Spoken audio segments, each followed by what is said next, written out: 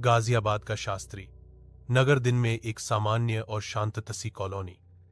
लेकिन जैसे ही सूरज ढलता है और शाम का अंधेरा गहराता है, यह कुछ ऐसा होने लगता है जिसे सुनकर ही लोगों की रूह कांप जाती है। शास्त्री नगर में कुछ घर ऐसे थे जहां निवासियों ने दरवाजे बंद कर लिए थे।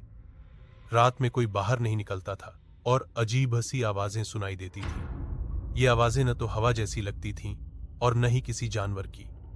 रात के 11 बजे के बाद जब बिजली कट जाती तो पूरा इलाका अंधेरे में डूब जाता और लोग कहते थे कि यहां कोई अनजाना साया घूमता है। शास्त्री नगर के हाउस ब्लॉक की गलियों में एक पुराना घर था। उसके दरवाजे पर जंग लगे ताले लटके रहते थे।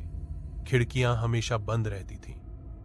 लोग बताते थे कि उस घर से रात में फुसफुसाने, रोने और चलने की आवाजें आती थीं, लेकिन पास जाकर देखने की हिम्मत कोई नहीं करता था। एक शाम करीब 9 बजे अनामिका नाम की लड़की ने अपने दोस्तों को बताया कि उसने उस घर के पास एक हल्की सी परछाई को चलते देखा।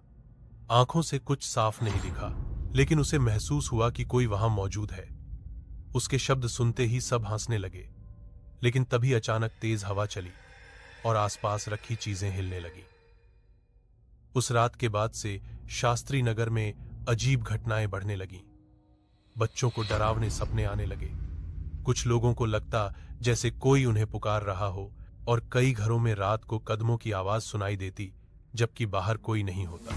बुजुर्गों का कहना था कि कई साल पहले उस घर में एक अकेली महिला रहती थी जो अचानक रहस्यमयी तरीके से गायब हो गई थी। उसके बाद से ही उस घर को मनहूस माना जाने लगा।